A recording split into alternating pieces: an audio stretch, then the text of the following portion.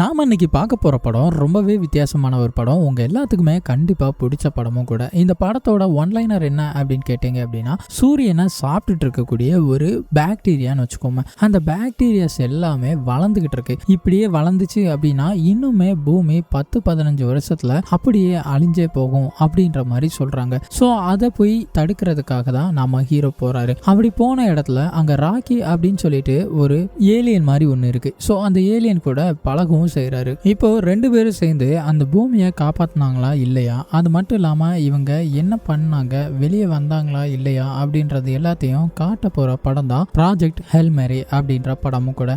வாங்க வீடியோக்குள்ள போகலாம். படத்தோட ஸ்டார்டிங் சீன்ல நம்ம ஹீரோ தான் காமிக்கிறாங்க. ஹீரோ வந்து எங்கேயோ இருக்கிற மாதிரியும் அவரு தூங்கி இருந்துச்ச மாதிரி காமிக்கிறாங்க. ஸோ அவரு சுத்தமா சுயநினைவு அப்படின்றதே இல்லாம இருக்கவும் செய்யறாரு. அதே சமயத்துல அவர் எங்க இருக்கோம் அப்படின்றதும் தெரியல.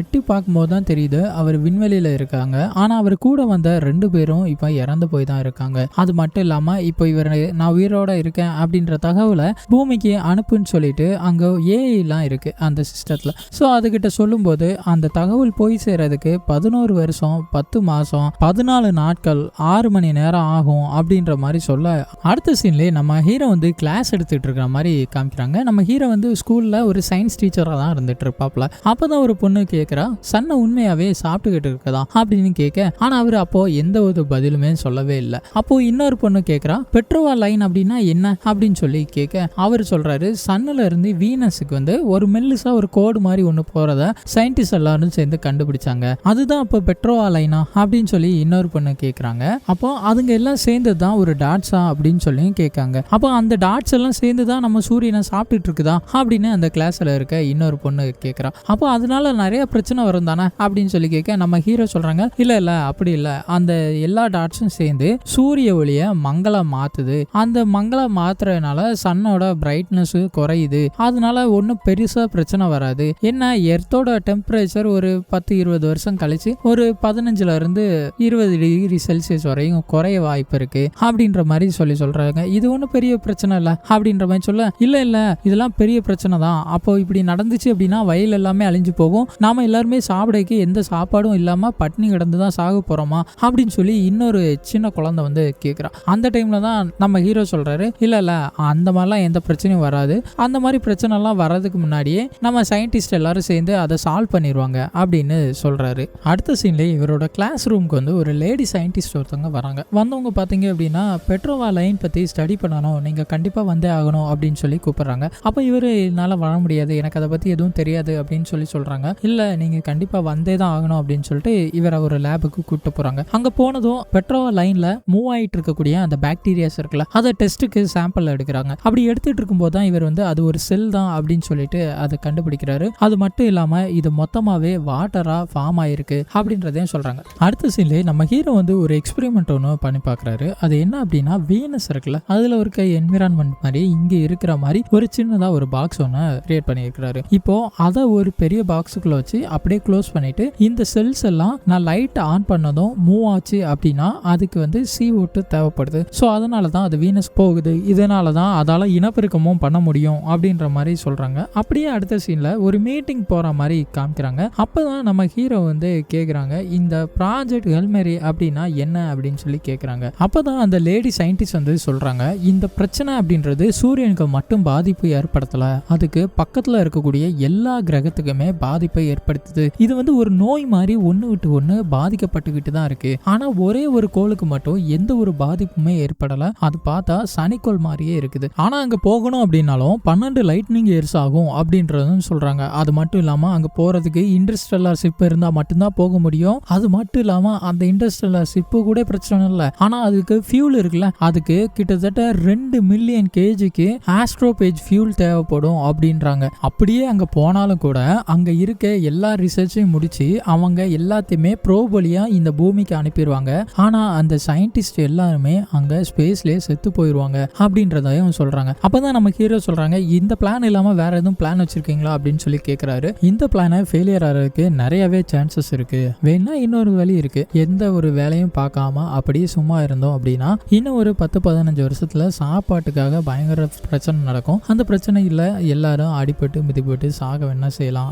இப்போ அப்படியே நம்ம ஹீரோ வந்து ஒரு ஸ்பேஸ் ஷிப்ல இருக்கிற மாதிரி மாதிரி காமிக்கிறாங்க. அப்போதான் அந்த பெட்ரோவா லைனை பார்க்குறாரு. பார்த்துட்டு பெட்ரோவா லைனுக்கு பக்கத்தில் ஏதோ ஒன்று தெரிகிற மாதிரி இருக்கு அப்படின்னு சொல்லி பார்த்துட்டு இருக்கிறாரு. பார்த்தா அது ஒரு பெரிய ஸ்பேஸ்ஷிப் மாதிரி இருக்கும் செய்து அது இவர் நெருங்கி வருது. இவரும் அதுக்கிட்ட இருந்து எப்படியே தப்பிச்சிடணும் அப்படின்னு சொல்லிட்டு அவரோட ஸ்பேஸ்ஷிப்பை அங்கே நகட்டி பார்க்குறாரு. ஆனாலும் இந்த ஸ்பேஸ்ஷிப் வந்து மறுபடி அவரோட ஸ்பேஸ் பக்கத்தில் வந்து நின்றுட்டு இருக்குது. ஒரு கட்டத்துக்கு மேலே 2 ஸ்பேஸ்ஷிப்புமே ஒரு போல நிற்கவும் செய்யுது. அப்போதான் அந்த பெரிய ஸ்பேஸ்ஷிப்ல இருந்து ஃபிலிப் அப்படின்னு சொல்லிட்டு ஏதோ ஒரு மெட்டீரியல் மாதிரி இவரோட ஸ்பேஸ்ஷிப்பை நோக்கி வரவும் செய்யுது. ஸோ அது வர டைமிங் குறைஞ்சிக்கிட்டே வருது. ஒருவேளை அது ஒரு பாமா இருக்குமோ அப்படின்னு சொல்லிட்டு இவர் பயந்து நடங்குறாரு. பார்த்தா கரெக்டாக அந்த ஸ்பேஸ்ஷிப்ல வந்து அதை இடிக்கவும் செய்யுது. அப்படியே இடிச்சு அப்படியே தூரமாக விலகி போகவும் செய்யுது. அப்போதான் நினைக்கிறாரு இது பாம்லாம் இல்லை, அது ஏதோ நம்ம கிட்ட சொல்ல வருது அப்படின்னு புரிஞ்சுக்கிறாரு. உடனே அதை வெளியில போய் அதை எடுத்துட்டு வராரு. எடுத்துட்டு வந்து ஒரு லேப்ல வச்சு செக் பண்ணி பார்க்குறாரு. பார்த்தா ஜீனோன் கேஸ் அப்படின்னு சொல்லுது. ஸோ அவர் வச்சிருக்கக்கூடிய மெட்டீரியல் செக்கிங் டிவைஸ் தான் ப்ராப்ளம் அப்படின்னு நினைச்சிட்டு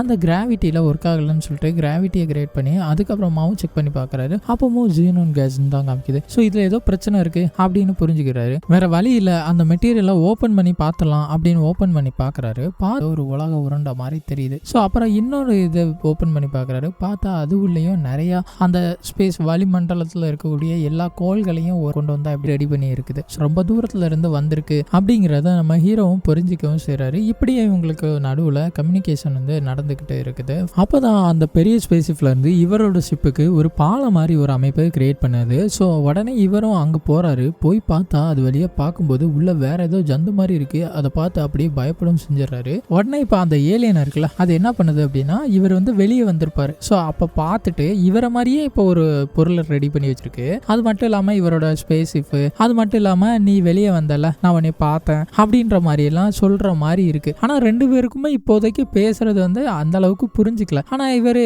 எனக்கு நீ சொல்ற புரியல, சரி என்னைய ஸ்பேஸ்ஷிப்புக்கே போக சொல்றியா, சரி அப்போ நான் போகட்டுமா அப்படின்னு சொல்லிட்டு இவர் மறுபடியும் அவரோட ஸ்பேஸ்ஷிப்புக்கே வரவும் செஞ்சிருப்பாரு. மறுபடியும் என்ன பண்றாரு அப்படின்னா அந்த பாலத்துக்கு போற வழியில ரொம்பவே இருட்டா இருக்கு. ஸோ உடனே அங்க இருக்கக்கூடிய லைட்ஸ் எல்லாத்தையும் அரேஞ்ச் பண்ணி எடுத்து வச்சு அந்த பாலத்தை பயங்கர பிரைட் ஆக்கிறாரு. இப்பதான் அந்த ஜந்துவை நம்ம ஹீரோ வந்து முழுசாவே பார்க்கவும் செய்யறாரு. ஆனா அது வந்து இவருக்கு ஒரு கிஃப்ட் ஒன்று வச்சிருக்கு. அந்த கிஃப்ட் பார்த்தா அது வந்து ஏதோ ஒரு செயின் மாதிரி இருக்கு. அதுல அங்கங்க மணிமணியா இருந்த மாதிரி இருக்கு. இவர் இதை எதுக்கு தர, இது எதுவும் எனக்கு ஹேண்ட் கேப்பா, என்னை எதுவும் லாக் பண்ணிடாத அப்படிங்க. அது வந்து உன்னோட ஹெல்மெட்டை கலத்திட்டு தலையில போடுன்னு சொல்லிக்கிட்டு இருக்கோம். ஆனா இவருக்கு அது புரியாது. எதுக்கு அப்படிலாம் கலட்டினா என்னோட உயிரே போயிடும், ஆக்சிஜன் பத்தாக்குறை, ஆக்சிஜன் இல்லாம செத்து போயிடுவேன் வச்சிருவேன்னு சொல்லிக்கிட்டு இருப்பாரு. அதுக்கப்புறமா தான் இவருக்கு டக்குன்னு தோணுது, ஓ அப்போ இது ஆக்சிஜனா, அப்ப நீ பயங்கரமான ஆளா இருக்க ஐயா அப்படின்னு சொல்லிட்டு அப்புறம் மாட்டிக்கிறாரு. ஸோ இப்போ ஹெல்மெட் இல்லாமலே அவர் நார்மலா இருக்கும் செய்யறாரு. இப்போ நம்ம ஹீரோ வந்து அவரோட ஸ்பேஸ்ஷிப்புக்கு வந்துருவாரு. வந்ததுக்கு அப்புறமா தான் அவருக்கு ஒரு விஷயம் புரிய வருது. ஆல்ரெடி அது ஒரு கிஃப்ட் ஒன்று அனுப்பிச்சிருக்கோம்ல, அது வேற ஒன்றும் இல்லை, பெட்ரோவா லைன் தான். அதோட கிரகத்தையும் அதே பிரச்சனை தாக்கிக்கிட்டு இருக்கு. ஸோ இதுவும் அதை எப்படியாவது சரி பண்ணணும் அப்படின்னு தான் வரவும் செஞ்சிருக்கோம். ஸோ இப்போதான் அவருக்கு புரிய வருது, அப்போ எனக்கு இருக்க அதே பிரச்சனை தான் உனக்கும் இருக்கு அப்படின்னு சொல்லிட்டு 2 பேரும் சேர்ந்து டீல் பண்ணிக்கலாம் அப்படின்னு போறாரு. முதல்ல நாம 2 பேரும் கம்யூனிகேஷன் பண்ணிக்கணும் அப்படின்னா கண்டிப்பா நீ பேசுறது எனக்கு புரியணும், நான் பேசுறது உனக்கு புரியணும், அதுக்கு ஏதாவது ஒன்று பண்ணுவோம் அப்படின்னு சொல்லிட்டு தான் நம்பர்ஸ் தான் யூனிவர்சல் லாங்குவேஜ், ஸோ அதை வச்சே ட்ரை பண்ணிக்கலாம் அப்படின்னு சொல்லிட்டு டேப் எடுத்து கொண்டு கொடுப்பாரு. டேப்பை எடுத்து கொடுத்தா அது பார்த்தீங்க அப்படின்னா பயங்கர ஹீட்ல இருக்கும். இது இவர் கையில வைக்க தான் செஞ்சிருப்பாரு. அப்பவே இவரோட கை சூடாயிருக்கும். என்ன இவ்வளோ ஹீட்டா இருக்க அப்படின்னு கேட்பாரு. அப்போ அந்த டேப்பை எடுத்து அது என்ன பண்ணும், கை காலு தலைன்னு சொல்லி அப்படி கிருன்னு சுத்திக்கிட்டு இருக்கும். அதுக்கப்புறம் இவர் வால் கிளாக் எடுத்து வராரு. வால் கிளாக் எடுத்து வந்து அதுல இருக்க நம்பர்ஸ் வச்சு ஏதாவது ட்ரை பண்ணி பார்க்கலாம் அப்படின்னு நினைப்பாரு. ஆனாலும் அது ஒர்க் அவுட் ஆகாது. அதுக்கப்புறமா தான் இவரு சரி உனக்கு ஒரு பேரை வைப்போம், நீ கல்லு மாதிரி இருக்கல, அதனால உன் பேரு ராக்கி ஏன்னா. அதுக்கப்புறமா இவரோட கம்ப்யூட்டரை யூஸ் பண்ணி அதோட வாய்ஸை வச்சு அவர் பேசுறது அதுக்கு புரியணும், அது பேசுறது இவருக்கு புரியணும் அப்படின்ற மாதிரி மெசேஜ் பண்ணாலே தெரியுற மாதிரி ஒரு ப்ரோக்ராம் ஒன்று டிசைன் பண்ணியிருப்பாரு. ஸோ அதை வச்சு இவர் பேசிக்கிட்டு இருக்காப்புல. உங்க கூட எத்தனை பேர் வந்தாங்க, நீங்க யாரெல்லாம் வந்தீங்க அப்படின்னு சொல்லி கேட்கும்போது நாங்கள் மொத்தம் 23 பேர் வந்தோம், ஆனால் இப்போ இருக்கிறது நான் மட்டும்தான் இருக்கேன், மற்ற எல்லாரும் எங்க அப்படின்னு சொல்லி கேட்கும்போது அவங்க எல்லாம் இறந்து போயிட்டதா அந்த ராக்கி வந்து சொல்லவும் செய்யுது. இப்போ ராக்கி வந்து நம்ம ஹீரோவை பார்த்து கேட்குது, நீங்க எத்தனை பேர் வந்தீங்க அப்படின்னு கேட்கும்போது நாங்க மொத்தம் 3 பேர் வந்தோம், ஆனால் அதுல வர வழியில 2 பேர் இறந்து போயிட்டதா நம்ம ஹீரோவும் சொல்றாங்க. என்ன ஆச்சுன்னு தெரியல, ஆனா இப்போ நான் மட்டும்தான் இருக்கேன் அப்படின்னு சொல்றாரு. இப்போ நம்ம ஹீரோ என்ன பண்றாரு அப்படின்னா ராக்கிக்கு வாய்ஸ் கொடுத்து பார்ப்போமே அப்படின்னு சொல்லி இவர் ட்ரை பண்றாரு. ஸோ இப்போ வாய்ஸ் கொடுத்து பார்த்தா அது சூப்பரா பேசவும் செய்யுது. அப்பதான் நம்ம ஹீரோ சொல்றாரு, எனக்கு தூக்கம் வருதுப்பா, நான் தூங்க போறேன் அப்படின்னு சொல்லும்போது ராக்கி வந்து ஒரு எரிடியன். ஸோ அவங்க எல்லாம் தூங்கும்போது எப்போதுமே பக்கத்துல இருக்க இன்னொரு எரிடியன் வந்து இவங்கள வாட்ச் பண்ணிட்டே தான் இருப்பாங்களாம். ஏன்னா இவங்கெல்லாம் நல்லா தூங்கிட்டாங்க அப்படின்னா ரொம்பவே ஆழ்ந்த நிலைக்கு போயிடுவாங்க. ஸோ அங்கே என்ன நடந்தாலும் அவங்களுக்கு தெரியாது அப்படின்றனால இவங்களோட பழக்கம் பக்கம் ஒருத்தர் தூங்கும்போது அவங்கள வாட்ச் பண்ணிட்டே இருக்க வேண்டியதுதான். ஸோ அதனால இப்போ நம்ம ஹீரோ தூங்கும்போது நீ தூங்கு, நான் உன்னை வாட்ச் பண்ணிட்டே இருக்கேன் அப்படின்னு அதுவும் சொல்லிக்கிட்டு இருக்கோம். இப்போ நம்ம ஹீரோ வந்து பூமியில இருக்கிற மாதிரி காமிக்கிறாங்க. அப்பதான் அந்த லேடி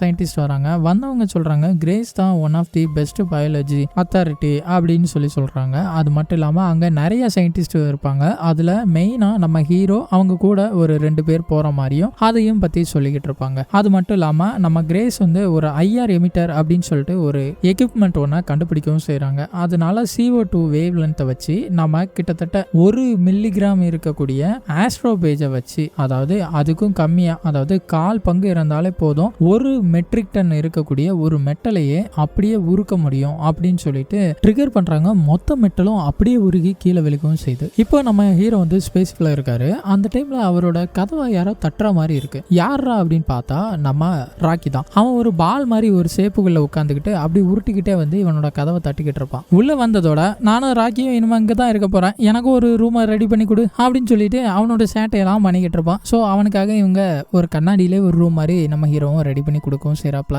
நம்ம ராக்கியும் கிரேஸும் உட்காந்து பேசிட்டு இருக்காங்க. அப்பதான் இந்த பெட்ரோவா லைன்ல இருக்கக்கூடிய சாம்பிள்ஸை எப்படி கலெக்ட் பண்ணலாம் அப்படின்னு சொல்லி பேசிட்டு இருப்பாங்க. அப்பதான் நம்ம ராக்கி சொல்லுது, டாசிட்டியில் இருக்கக்கூடிய கிராவிட்டியை யூஸ் பண்ணி பெட்ரோவா லைன் கூடவே நாமளும் மூவ் ஆகலாம். அப்படி மூவ் ஆகிட்டே இருக்கும்போது நாம சாம்பிள்ஸையும் கலெக்ட் பண்ணிடலாம். அதே டைம்ல அந்த சாம்பிள்ஸை யூஸ் பண்ணி டாசிட்டியை எதுக்காக அதுங்க எல்லாம் சேர்ந்து அஃபெக்ட் பண்ணல அப்படின்றதையும் நம்ம கண்டுபிடிச்சிடலாம். இப்போ அவங்க அப்படியே ஒரு பிளானட்டுக்கு போறாங்க. அந்த பிளானட் தான் ஏட்ரியன் பிளானட். அங்க பெட்ரோவா லைன்ல போய் சாம்பிள்ஸ் எல்லாத்தையும் கலெக்ட் பண்ணவும் செய்றாங்க. கலெக்ட் பண்ணி முடிச்சுட்டு பார்த்தா அந்த இடமே அப்படியே பயங்கரமா ஜொலிக்கவும் செய்யுது. இப்போ அப்படியே அவங்க லேபுக்கு வராங்க. வந்தவங்க அந்த சாம்பிள்ஸ் எல்லாத்தையும் செக் பண்ணிக்கிட்டு இருக்கும்போது தான் தெரிய வருது, ஆஸ்ட்ரோபேஜ் வந்து ஆட்ரியனுக்கு வந்து ப்ரீட் பண்ணதான் போகுது அப்படின்னா வெளியே வரும்போது அது கண்டிப்பா 2 மடங்கு வரணும். ஆனா அங்க ஏதோ ஒரு தப்பு இருக்கு. ஒண்ணு அது ப்ரீடிங்கே பண்ணாம இருக்கணும், அப்படி இல்லைன்னா அந்த பிளானட்டை விட்டு வெளியே வராம இருக்கிறதுக்கு ஏதோ ஒரு காரணம் இருக்கணும். அப்பதான் ஒரு ஷாக்கிங்கான ஒரு விஷயத்தை கண்டுபிடிக்கவும் செய்றாரு. என்ன அப்படின்னு பார்த்தா அந்த ஆஸ்ட்ரோபேஜ் மட்டும் கிடையாது,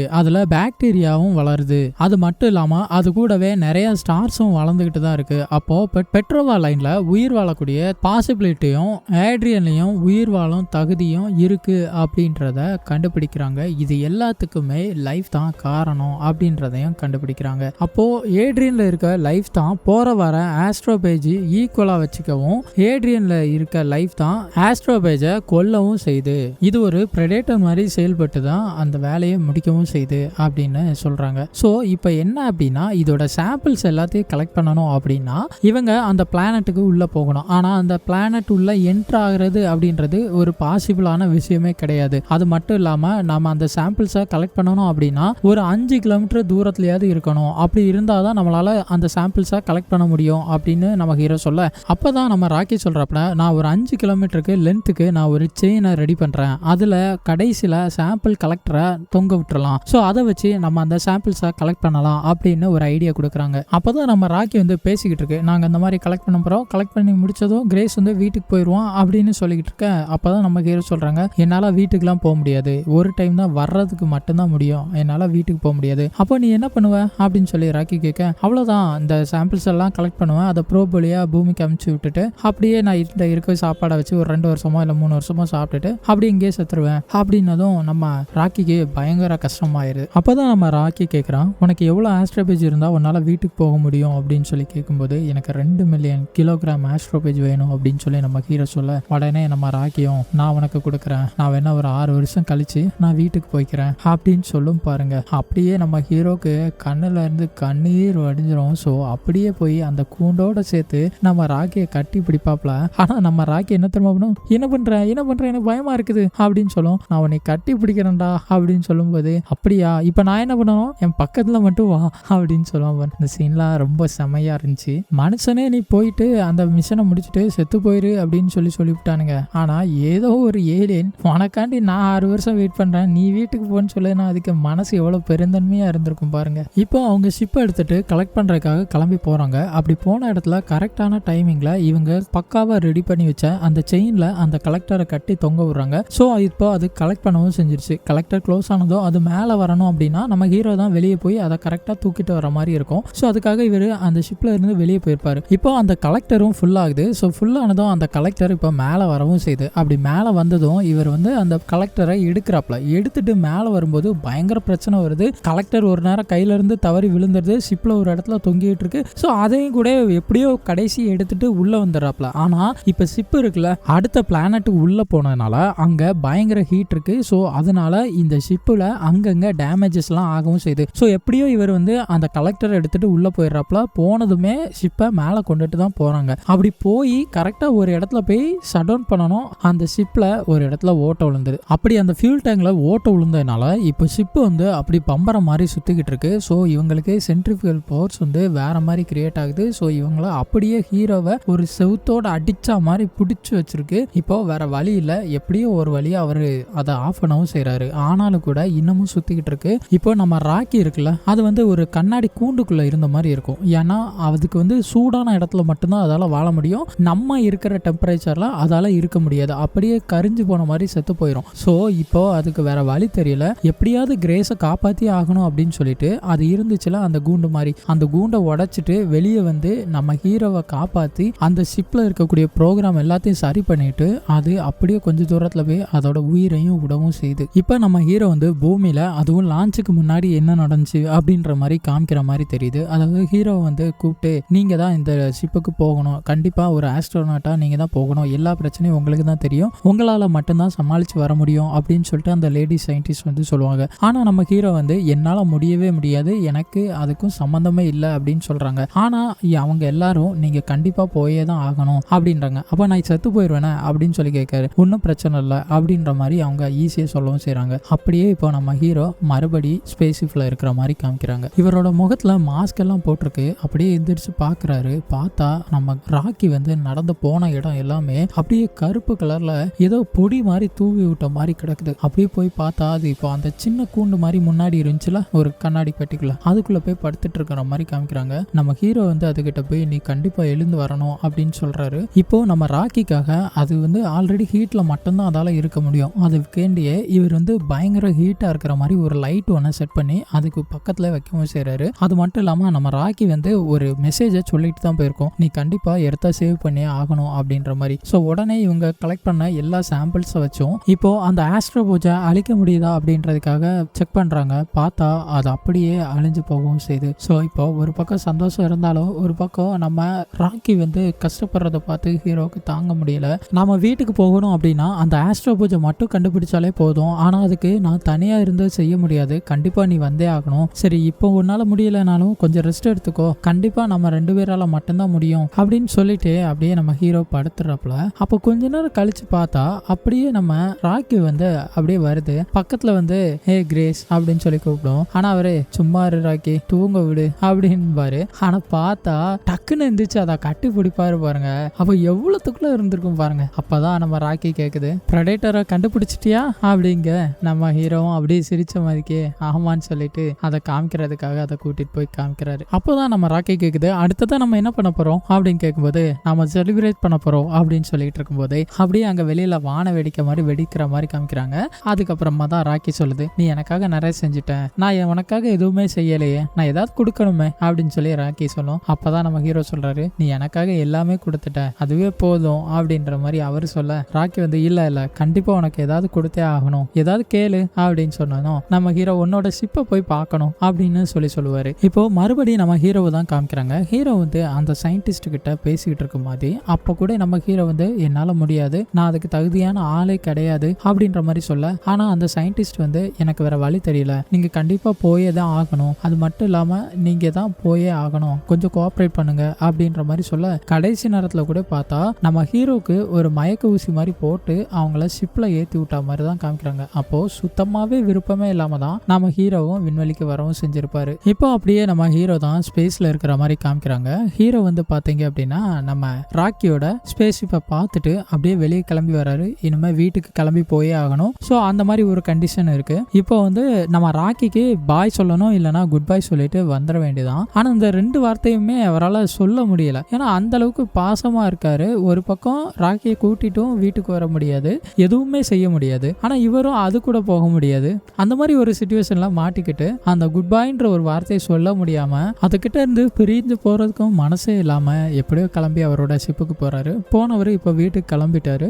அது அனௌன்ஸ்மெண்ட் சொல்லுது, இப்போ வீட்டுக்கு போறதுக்கு 4 வருஷமோ 11 மாசமோ 2 வாரமோ ஆகும் அப்படின்னு அப்படின்னு சொல்லிக்கிட்டு இருக்கு. இவரும் அவரோட இடத்துல போய் அப்படியே தூங்கிட்டு இருப்பாரு. திடீர்னு பார்த்தா அங்க இருந்து ஒரு சவுண்ட் ஒன்று வருது, மாசு காரணி தென்படுது அப்படின்னு சொல்லி ஒரு சவுண்ட் வருது. ஸோ இது கேட்டதும் அவர் வேகமா போறாரு. போனவர் பார்த்தீங்க அப்படின்னா ஆல்ரெடி அதை ப்ரீட் பண்றதுக்காக ஒரு பாட்டில் அமைச்சிருப்பாரு. அந்த பாட்டில் வந்து ஜீனோனைட்டால ஆனது. ஸோ அதுல பண்ணனால அந்த ஜீனோனைட் வழியாவே அதை ப்ரீட் பண்ணது வெளியே வரதுக்கு ஆரம்பிச்சிருக்கு. ஸோ இங்கேயே இந்த பிரச்சனை இருக்கு அப்படின்றதுனால நம்ம முன்னக்கூட்டியே தெரிஞ்சுக்கிட்டோம். அப்போ ராக்கியோட ஃபுல் ஸ்பேஸ் ஜீனோனைட்டால ஆனதுதான். அப்போ அவனுக்கு எதுவும் பிரச்சனை ஆயிரும் அப்படின்னு சொல்லிட்டு இவர் யோசிக்கிறாரு. இப்போ நம்ம ஹீரோக்கு வந்து ரெண்டே ஆப்ஷன் தான் இருக்கு. ஒன்னு எர்த்துக்கு போகணும், அப்படி இல்லைன்னா ராக்கியை காப்பாற்றணும். அப்போ என்ன பண்ணலாம் அப்படின்னு யோசிக்கிறாரு. உடனே அவருக்கு எடுத்த எல்லா சாம்பிள்ஸ், எல்லா வீடியோ ஃபுட்டேஜஸ் எல்லாத்தையுமே பார்த்தீங்க அப்படின்னா ப்ரோப் மூலியமா உலகத்துக்கு அனுப்பவும் செய்றாரு. இப்போ நம்ம ஹீரோ ராக்கியை காப்பாற்றுறதுக்காக தான் போகிறாரு. அப்படி போய் பார்த்ததும் அவர் எப்போதும் மீட் பண்ணக்கூடிய இடத்துல போய் பார்க்குறாரு. அங்கே போய் கூப்பிட்டு பார்க்காரு. ராக்கி வரவே இல்லை. ஸோ ரொம்பவே கஷ்டப்படுறாரு. ஏன்னா ஒருவேளை இறந்துட்டானோ அப்படின்ற மாதிரிலாம் ஃபீல் பண்ணுறாரு. பார்த்தா ராக்கி அங்கேருந்து வரவும் செய்யுது. ஸோ இப்போ அப்படியே பார்த்தீங்க அப்படின்னா ரொம்ப சந்தோஷமா இருக்கிறாங்க. அது மட்டும் இல்லாமல் இப்போ அப்படியே சீன் கட் ஆகி இப்போ ராக்கியும் நம்ம ஹீரோவும் வந்து ஒரு பீச் ஓரமாக ஒரு வீடு மாதிரி ஒன்று இருக்குது, அங்கே இருக்கிற மாதிரி காமிக்கிறாங்க. அது மட்டும் இல்லாமல் கடைசியில் பார்த்தா நம்ம ஹீரோ அங்கே ராக்கி மாதிரியே இருக்கக்கூடிய நிறைய எரிடியனுக்கு அவர் அப்படியே பாடம் சொல்லி கொடுக்குற மாதிரி காமிச்சிட்டு அந்த படத்தை அப்படியே முடிக்கவும் செய்கிறாங்க. ஸோ இந்த படம் எப்படி இருந்துச்சு என்ன அப்படின்றத கமெண்ட் செக்ஷனில் கமெண்ட் பண்ணுங்கள். அடுத்த படம் எதை பற்றி பேசலாம் அப்படின்றதையும் கமெண்ட்டில் போட்டு போங்க. தேங்க்ஸ் ஃபார் வாட்சிங்.